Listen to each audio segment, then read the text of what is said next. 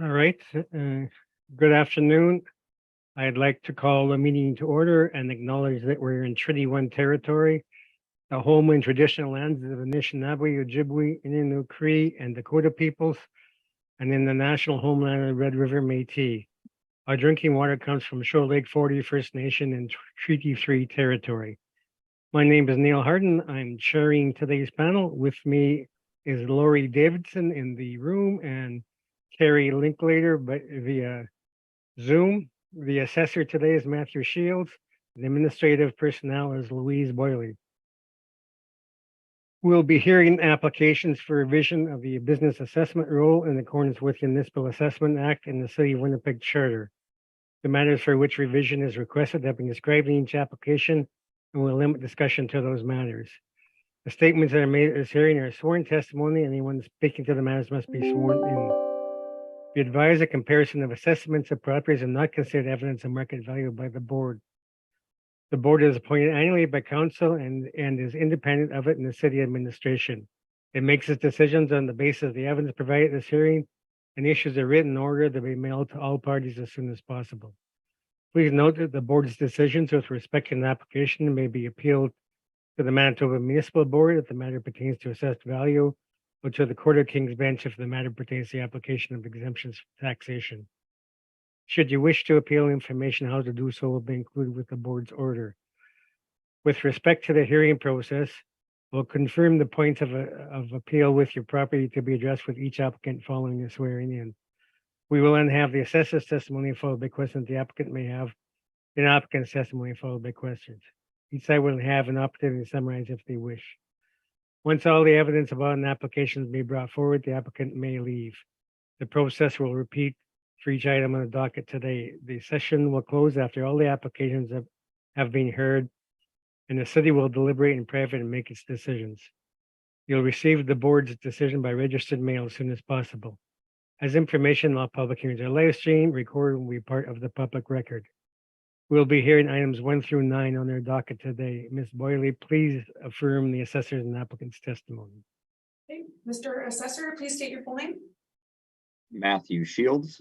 Do you affirm that the evidence you're about to give at this hearing is the truth, the whole truth, and nothing but the truth? I do. Mr. Applicant, please state your full name. Do you affirm that the evidence you're about to give at this hearing is the truth, the whole truth, and nothing but the truth? Thank you. All right. Once again, good afternoon, everyone. The first property on today's agenda is 850 Keewatin Street. So, Mr. Shields, when you're ready. Thank you. So this is file number 22-4600 for the roll year of 2023, address 850 Keewatin Street, business assessment ID 43676, with a total annual rental value of $557,760, total premise area of 40,344, with an overall ARV per square foot of $13.83. Below that, you can see how that is calculated across 2 premises. Below that is subject lease information that was provided by the owners, just included for reference. And then below that are my rent comparables. And then following that on my brief is a picture of the subject property, as well as following that are pictures of the comparables in order as they appear on my comparables list. And that is my presentation. All right, questions, Mr. Reimer? No questions, Mr. Chairman, and we're just simply seeking a confirmation under 54-1. Thank you. Okay, confirmation requested. All right, any questions from the panel on this property? No questions for me. Thank you. I have no questions, Mr. Chair. Thank you. Okay, thank you very much for that then. And as I open them files, we'll go to 847 Leela then. Okay, the next property is 847 Leela. So, Mr. Shields, you can proceed on that. Thank you. So it is file number 22-4304 for the roll year of 2023, address 847 Leela Avenue, business assessment ID 7297. Total annual rental value is $137,160 for a total premise area of 4,856 square feet, with an overall ARV per square foot of $28.25. Below that, you can see how that annual rental value is calculated. And then underneath that are my comparable rents for other fast food establishments, as this business is a McDonald's. On the far right there, you can see the reported rents per square foot, which are all quite higher than the subject property. And that is my presentation. All right, Mr. Reimer. No questions, and again, seeking confirmation under 54-1. All right. Lori or Carrie, any questions? I have no questions. Thank you. I have no questions either. Thank you. All right, thank you very much, Stan. We will go to item 3 on the agenda, which is 2575 Main Street. So, Mr. Shields, you can begin. Thank you. So this is file number 22-4605 for the roll year of 2023, address 2575 Main Street, business assessment ID 50875, total annual rental value of $823,500, with a total premise area of 41,898 square feet, with an overall ARV per square foot of $19.65. Below that, you can see how that annual rental value is calculated across 2 premises. And we do have a recommendation to reduce the assessment. Okay. So that recommendation would be $795,660. Okay, and what would be the rental rate that's based on? So the first premise listed there, the larger one, the first note would be that it'll be based on a base rent of $16.75 per square foot. Okay. But the premise area would be adjusted because we had a different area. We used the reported rent, reported square foot area, not what we had on file. So the reported area for that premise is 39,921. All right, let me just.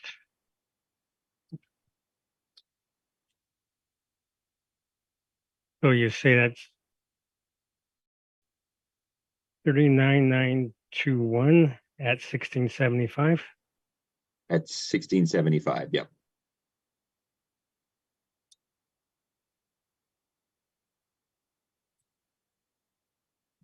So after the occupancy costs and the rounding, it should come out to 768,480 for that premise. Okay. And then the Okay. second premise would remain unchanged. I see. All right. Yeah. Let me just adjust this then.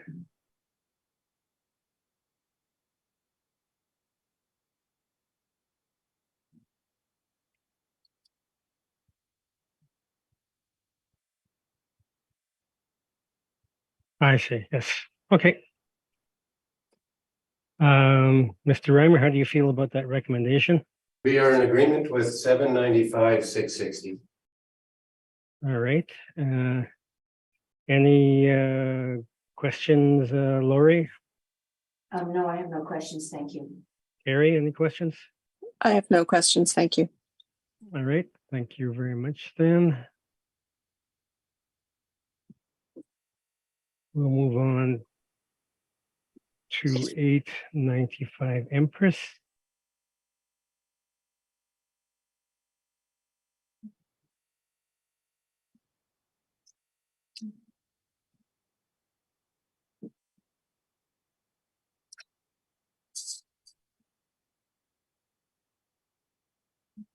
Okay, Mr. Shields on 895 Empress. So this is file number 22-4215 for the roll year of 2023, address 895 Empress Street, business assessment ID 33012, with a total annual rental value of $589,800, the total premise area of 16,869, and a total ARV per square foot of $34.96. So below that, you can see how that annual rental value is calculated across two premises. And then we do have a recommendation to reduce the assessment. Okay, verbal recommendation, and what is that value? That would be $497,640. 97,640. Okay, and that would be based on the $27 rental rate? Correct. That would be applying that to both premises plus the occupancy cost. And then after rounding comes out to the 497,640. Okay, Mr. Reimer, since that's your figure, I imagine you're going to be accepting it. We are in agreement indeed, yeah. Okay, Carrie, any questions? Yes, just a couple. Mr. Shields, I'm assuming that you've given this recommendation because it's following the realty side? Yes. Okay. And so you've got the two premises here. Are they both going to be $27? Yes. All right. I thank you. That's all my questions, Mr. Chair. Okay, Lori, any questions? I have none, thank you. Okay, and I got not so much a question as just a comment. When we have these businesses that have two different rental rates on them, it's when you do the at what point do you do the rounding? Because I found that it does make a difference if you round the ARVs first and then add them, as opposed to just taking a calculated ARVs, adding them together, and then rounding that final number. It can Yes. sometimes make a difference. Yeah, so I'm not sure specifically at what point in our system the rounding happens, but I know it rounds to the nearest amount that is divisible by 12. And ending in a zero, yes. Yeah, yeah. I know that's what it does, but I agree. I'm not sure at what point, if it does it with the two premises, if it does it both individually, combines them, and also rounds them again. That I'm not sure. Yeah, okay. Because I found it does sometimes make a difference if you round the individual ones first and then add them then round. Yeah, I've never actually figured out which point it actually rounds in our system versus if you do it the math separately. But Yeah, it is to the nearest whole number that divides by 12, basically. yeah, and it doesn't really make a significant difference. It's just that No, it's usually the difference is, less than $100 in total ARV. yeah. Okay, thank you very much. We will then go to 1038 St. James Street. Unit D. So you can begin, Mr. Shields. Thank you.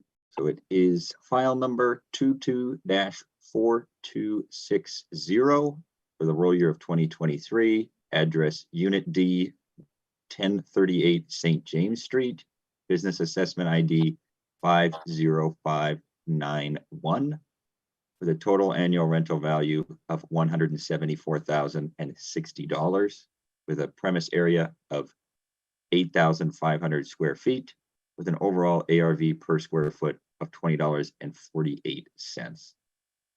So I do have another recommendation to reduce the assessment, Okay, and that figure would be $165,780.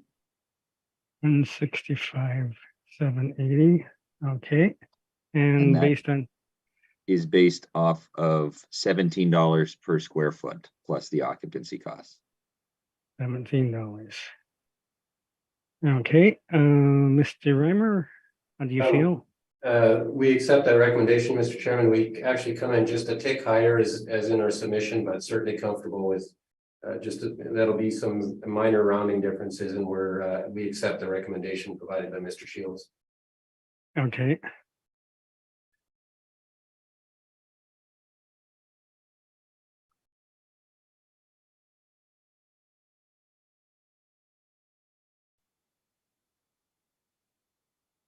Okay, thank you very much. Any questions, Carrie? Again, Mr. Shields, I'm assuming this is following the realty decision? I believe so in this case. I think so. All right. I thank you. That's all my questions, Mr. Chair. Okay, Lori, any questions? I have no additional questions. Thank you. All right. So then we will move on to 1395. Ellis, Unit 130. And again, let me open the files.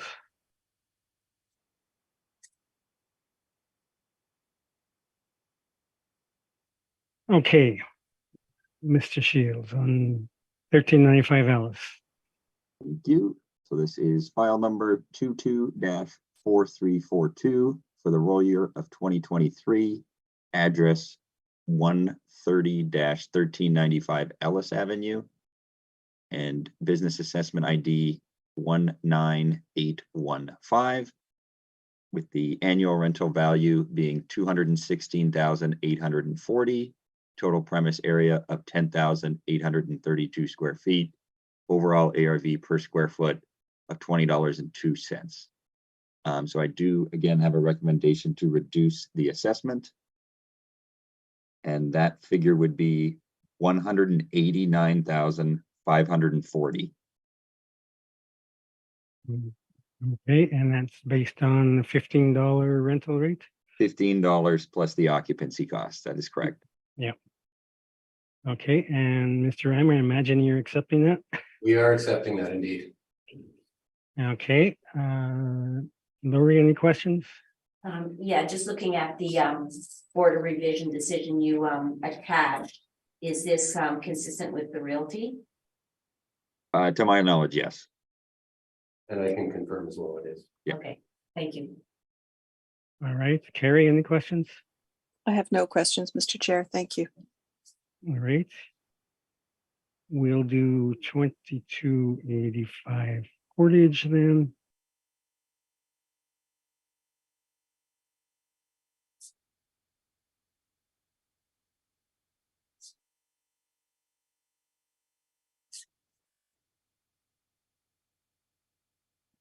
Okay, Mr. Shields on 2285 Portage. Okay, so this is file number 22-4202 for the roll year of 2023, address 2285 Portage Avenue, with a business assessment ID of 5075, total annual rental value of $130,260, total premise area of 10,763 square feet, for an overall ARV per square foot of $12.10. Below that, you can see how that figure is calculated with a base rent of $9.60. Underneath that, you can see the comparables, which if you go to the next part of my brief there's a picture of the subject property followed by pictures of these comparables in order as they appear. And then you can see that the reported rents for these comparables are very much so in line with the overall ARV per square foot that it currently is at. And that is my presentation. Okay, questions, Mr. Reimer?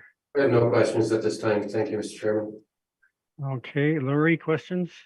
I have no questions. Thank you. Okay, Carrie, questions? I have no questions. Thank you, Mr. Chair. All right, I have no questions. So Mr. Reimer, your presentation then. Thanks, Mr. Chairman. I would like to ask the board members and Mr. Shields to turn to page 2. And this will be brief and I'll explain the context. We are asking notionally for a reduction in this annual rental value to $112,980. And that's set out on page 2. This is the older. You're kind of breaking up there in the room. The older food fair that's located at 2285 Portage is part of the two station rent on page 5 based on an $8 rent plus occupants. I do though, I'm going to caveat my request with the comments that I have on page 4. So the subject property was actually appealed to this board with respect to the 2023 realty assessment, and due to some issues involving the non-compliance, there was a request for non-compliance by the department. That assessment was confirmed at the Board of Revision at my request, given some of the uncertainties around that non-compliance issue.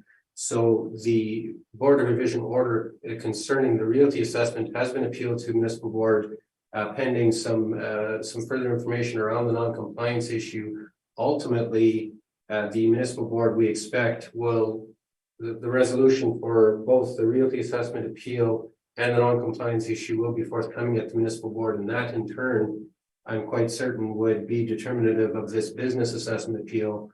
So I am again asking notionally for the reduction in the assessment based on the request we had for the realty assessment, but suggest, Mr. Chairman, for the sake of expediency, and with the knowledge that the municipal board appeal and the realty is pending, and that would have certainly a direct impact on this assessment, that the board considered all of that information with the expectation that this would follow the realty appeal at the municipal board and ultimately be decided in that form. Thank you.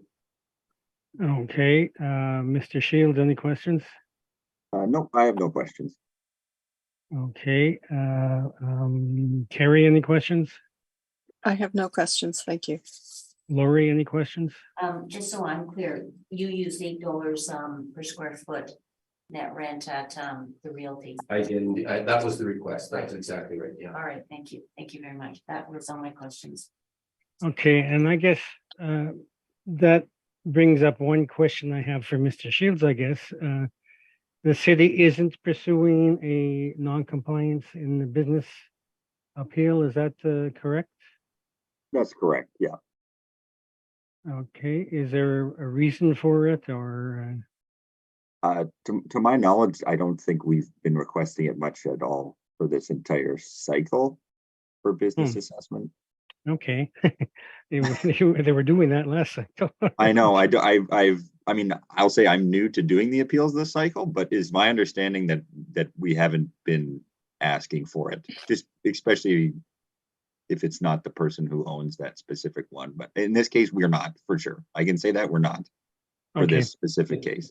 Mr. Chairman, if you'd like me to comment briefly on your question, I can provide my perspective, but I don't know Sure. that- Go Okay. ahead.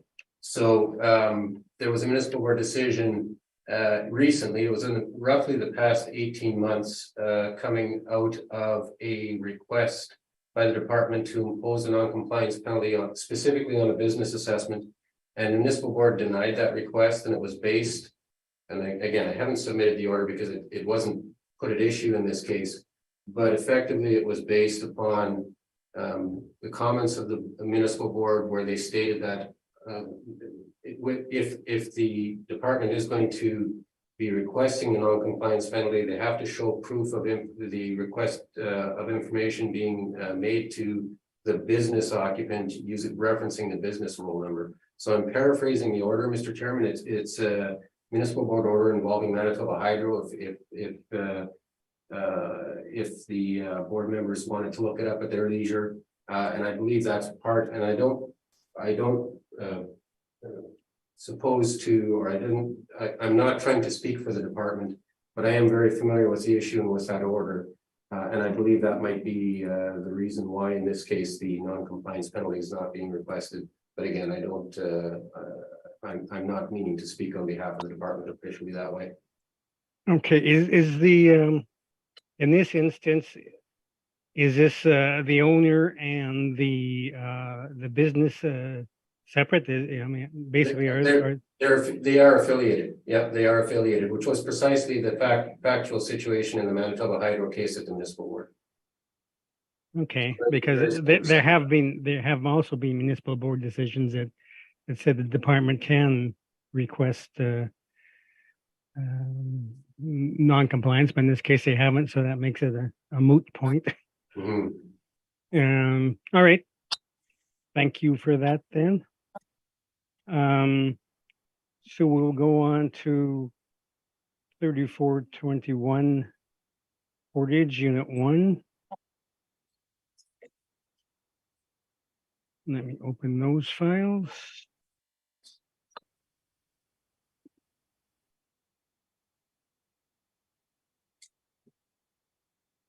Okay, Mr. Shields on 3421 Portage. Thank you. So this is file number 22-4544 for the roll year of 2023, address 1-3421 Portage Avenue, business assessment ID 5127. The total annual rental value of $100,980. The total area of 3,636 square feet, and an overall ARV per square foot of $27.77. We do have a recommendation to reduce the assessment. Okay, So that recommendation is $85,020. So 85020. and what is the rental rate, base It is ARV for that?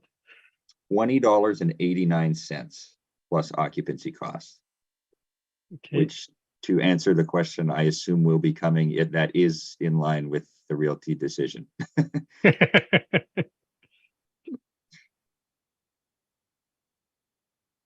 all right, Mr. Reimer, how do you feel about that? We're in agreement? All right, questions, Lori, No questions for me, thank you. Carrie? I have no questions. Thank you. Okay, so we'll move on to our last property, 3655 Portage. Let me just open the files.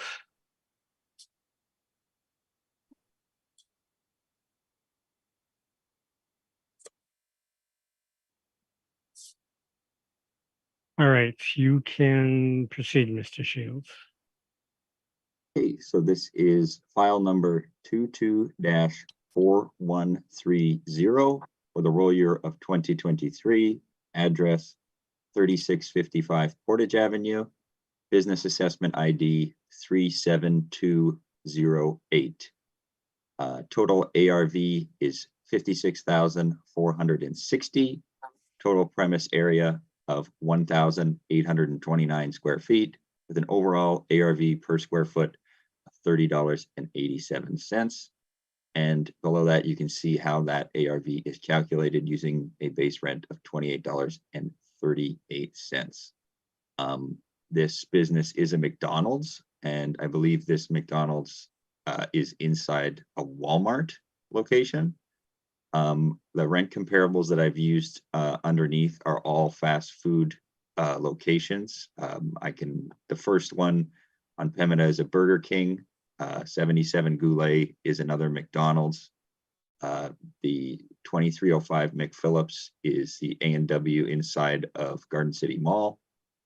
The 2315 McPhillips is the Qdoba located on Garden City Mall parking lot, but in a separate building. And then the 457 Sterling Lion is again another McDonald's location. None of these are locations located inside of a McDonald's, but you can see the reported rents are still quite a bit higher than what is currently at for this subject business. And that is my presentation. Okay, questions, Mr. Reimer? Thanks, Mr. Chairman. So yeah, Mr. Shields, we can agree then that this is the McDonald's within the Walmart at Unicity Mall, correct? Yeah. Okay, And I am familiar with, I'm familiar with all of these comparables. So, comparables 1, 2, and the last one, 5. Those are freestanding fast food restaurants, as I understand the situation, correct? Yes, they are. And in the A&W, of course, that's the food court inside of Garden City Mall, correct? That one is, yes. And then the Qdoba, and again, if I have the address right, I believe this is there's a brand new sort of small retail building that was built on the site of McPhillips very recently, and so this is the Qdoba inside of that retail segment, correct? Correct, yeah. It's not technically standalone. I think it's 2 units. Yeah, attached to each other. exactly. In a separate building with a couple of CRUs in there, one of them being Qdoba. Okay. Correct, yeah. Mr. Chairman, those are my questions. I'll explain more in my presentation. Thank you. Okay, Lori, any questions? I do have a couple questions on the rent and the comps. So is the rent that you used, is it model driven? Or is it Yes, the rent is adjusted? model driven, yeah. Okay, and then my other question is, you've used comps, you indicated that they're all fast food, but none of them are actually like within, like wrapped around within the larger, shopping center or shopping, Walmart. Like No, whether- I could not find in my looking at this specifically net rents that were reported to us for McDonald's locations or other fast food directly inside of Walmart's. So I used fast food rates from freestanding to show that even if it was freestanding is generating a higher rate versus So- what the actual rate that's being given to the subject. So there were no examples that you could locate of ones that were literally within the store? Not that were reported to us through income and expense mailers from the owners that I could find that were specifically net rents reported to us. All right, thank you very much for that. That's all my questions. Okay, Carrie, any questions? Yes, just in regards to your comps, Mr. Shields, would you agree that the comps are all larger in square footage than the subject property? Yes.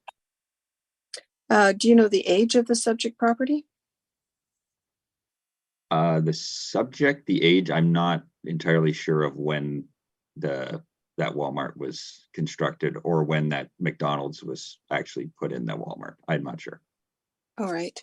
And are you aware of the age of any of your comps? Not specifically, but I know the bottom 2 would be considered newer locations. The Sterling Lion and then the 2315 McPhillips Street would be newer locations, and I don't believe any of the other ones I would consider anything new. All right. I don't have specific age, but All right. I thank you. That's all my questions, Mr. Chair. Okay, now on these comparables are all higher than the subject property, the rental rates. And I mean, I accept the argument that the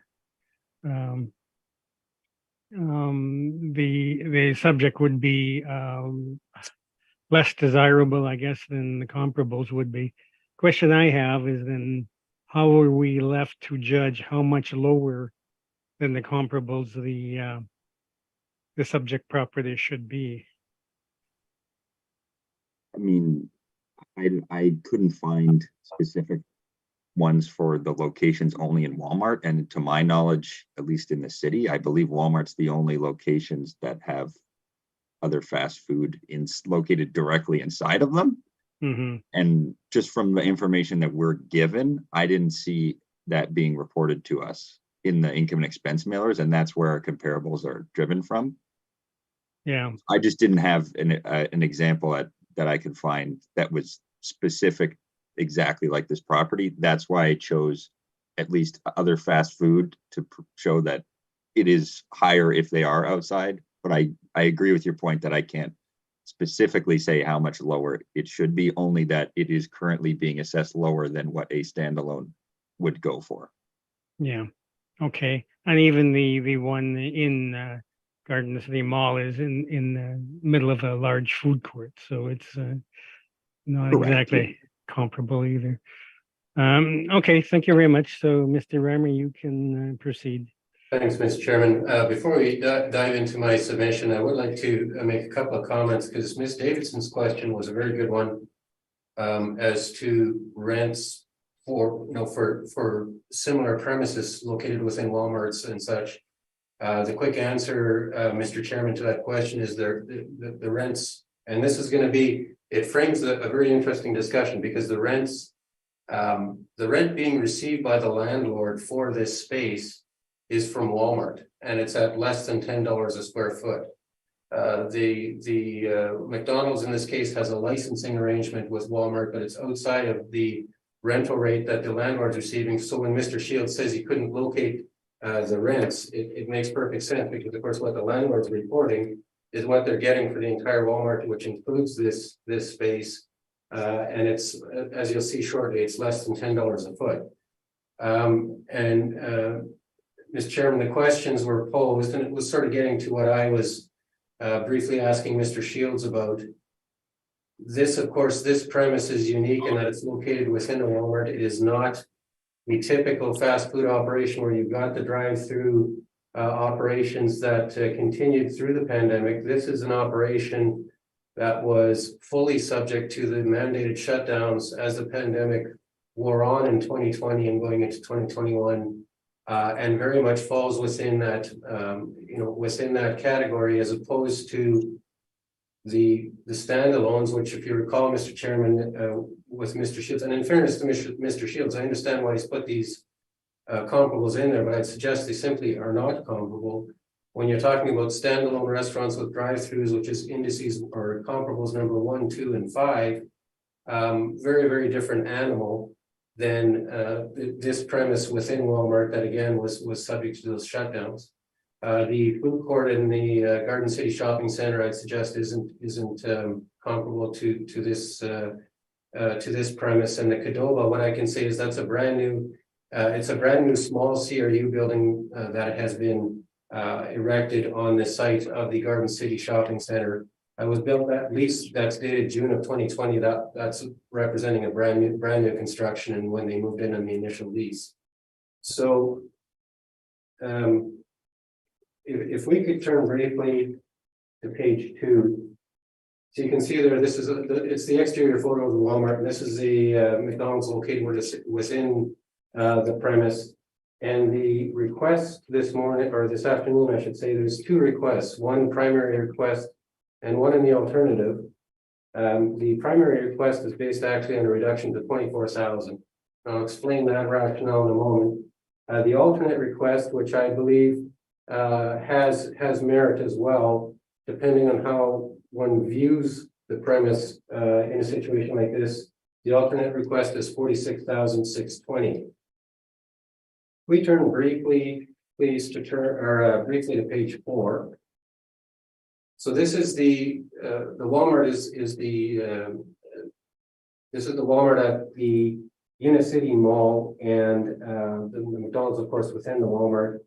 The market rent request, the primary request that we have at the bottom of page 4, the department and Altus, and I was involved in this directly, actually resolved the 2023 realty assessment appeal by way of a reduction, was reduced by the board based on a joint recommendation from 75,665,000 to 73,941,000. In connection with that reduction, Altus Group's calculation of the rent for this premise was fundamentally part of the larger Walmart premise, and it was based at the end of the day on a market rent of $10.65 a foot. The $10.65 was, and to be clear, that's the same rate for this premise as applied to the rest of the Walmart space being captured in the rental and in the income stream as a single unit. The actual lease in place had a net rental rate of $8.24, but in the context of the negotiations and discussions we had at our end, and I don't again presume to speak for the department, but our calculation of the revised lower value was based upon a market rent of $10.65 a foot to the Walmart space, including the area occupied by McDonald's. So that forms the primary request this afternoon for this premise, based on that $10.65 rent, which, as I mentioned, that reflects the rental rate that the landlord or the market rental rate that we're suggesting would be applied to the entire Walmart, with the actual rent being somewhat less. Here's the alternative, though, and this flows to I guess some of the questions I had of Mr. Shields and his comparable. I'd suggest, Mr. Chairman, that there actually is a very good indicator right at Unicity Mall, right at the subject mall, and that's at the top of page 5. There was actually a Quiznos rental that was negotiated in July of 2020, so it was during the pandemic, and of course the Quiznos would be subject. There's also no drive-through, obviously, for that CRU, and it would be subject to the same considerations with respect to the mandated shutdowns and the difficulties with these the restaurant operations during the pandemic. Quiznos negotiated a rate in July of 2020 for 1,513 feet, so a little bit smaller unit at $23 a square foot. So, Mr. Chairman, my suggestion this afternoon is that if you're bracketing the rental value for this premise, the lower bracket would be indicated by the $10.65 market rate we applied to the Walmart space, but the upper end of the bracket would be represented by that July 2020 lease for the restaurant space right at the subject mall at the $23 a square foot.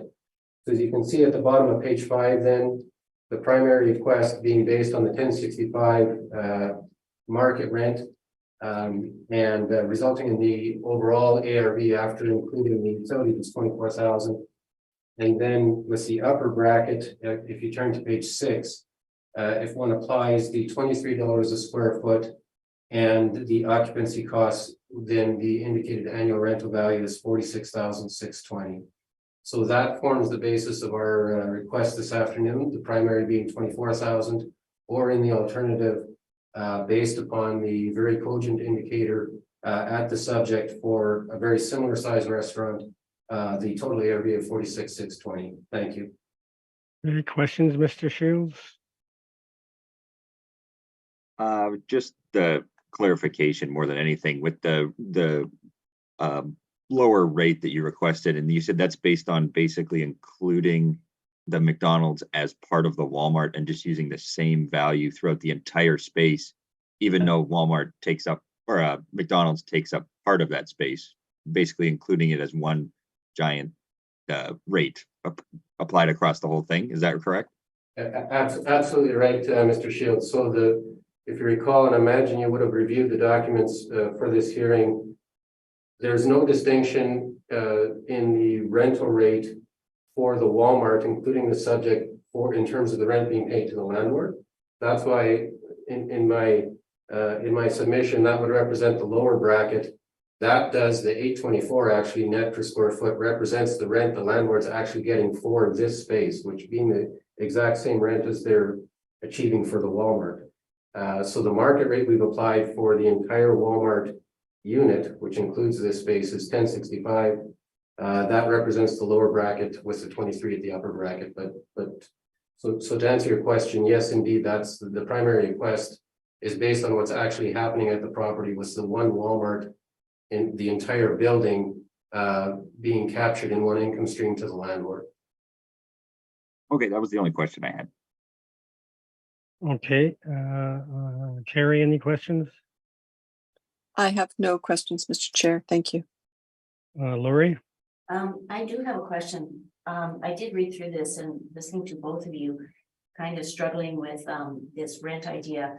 Like you indicated, Quiznos within that same mall is $23 per square foot. Yet there's the $10.65 if it were part of the overall Walmart. But is it reasonable to look at the 23 and Quiznos and the 23 you have in your secondary ask as sort of a locational advantage, like McDonald's is within something and doesn't being within that store, or Quiznos within that mall isn't it like a locational advantage whereby $10 as if it were just part of a large big Yeah. store, when it's not even a store, it's a restaurant Yeah. within. So I guess I'm sort of struggling with that because, you know, in assessment theory, I mean, it's a restaurant, it's not Mhm. a big box store. Yeah. And it's a locational thing, like if that small McDonald's at 1,800 square feet were sitting, I don't know, just not even on the lot, but just somewhere else, they wouldn't be paying in all likelihood $10 a square No, foot. I entirely agree with you, and and I understand, Mr. Right. Chairman, I understand Ms. Davidson's struggle, and that's why I wanted to bracket this discussion. The distinction, a couple of distinctions, fundamentally, obviously, when you've got a standalone with a drive-through, very different animal, Right. just entirely different. The primary request is exactly, and that's the struggle, Ms. Davidson, I hear you saying, and I get it. The primary request is based on the perspective of the landlord. The landlord's getting one Yeah, pot of money from Right. Walmart, and it includes, they've got nothing to do with the licensing arrangement that's in place within the Right. store. So by way of analogy, and again, I understand what the departments has to do and I understand their job. But at the same time, if you were to segment out the optometry section or the pharmacy section, like it just becomes. It becomes very, very difficult to start drawing those distinctions, but now here's the but.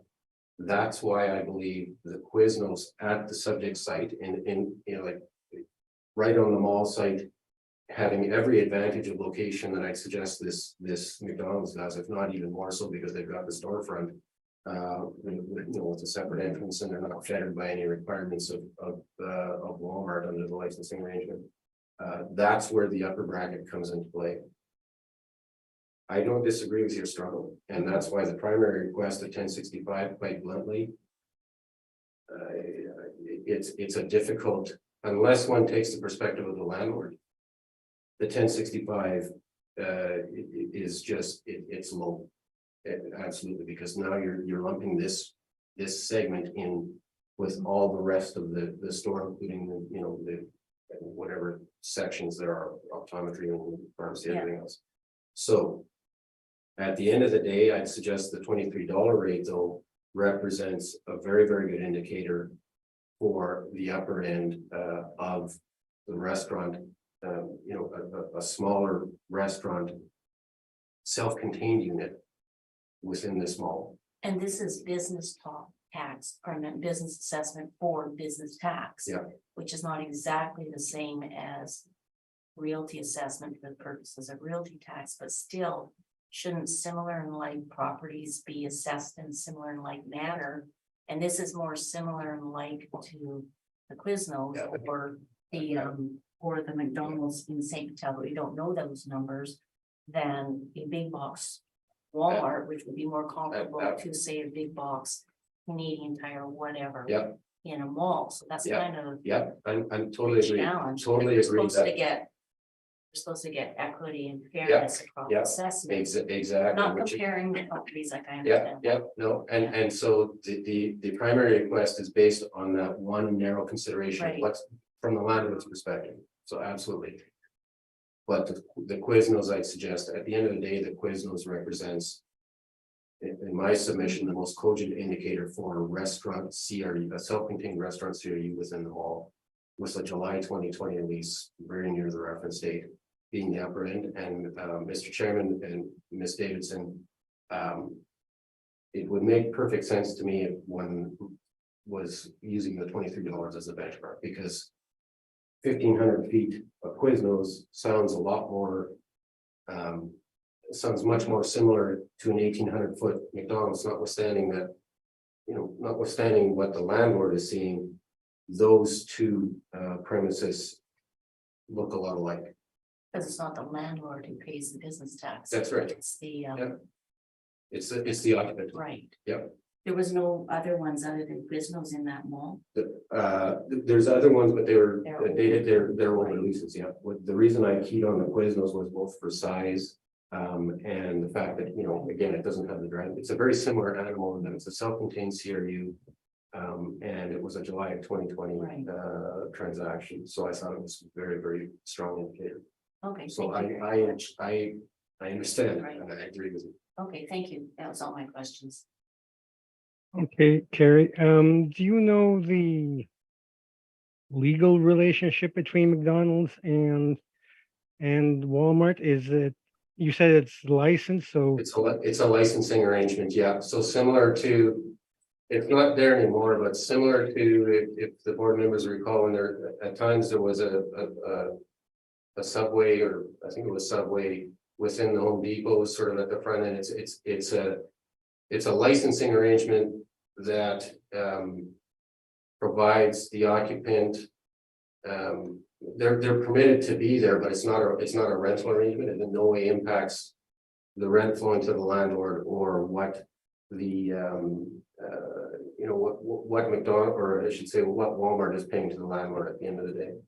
okay, so Walmart leases a space and then says, here, Mr. McDonald's, here's 1,500 square feet. We'll license it to you to put the McDonald's in there for, I don't know, the convenience of our customers or something like that. Precisely, I mean, it's, yes, you know. Okay. All right, thank you for that. So we've heard all the items scheduled today, and this hearing is now adjourned. So again, thank you for your capable presentations, and you've given us something to think about on this final property. Thank you all. Thank you. Appreciate it. Thank you very much. Thank you, Mr. Reimer. Thank you, Mr. Shields. Thank you. Thank you.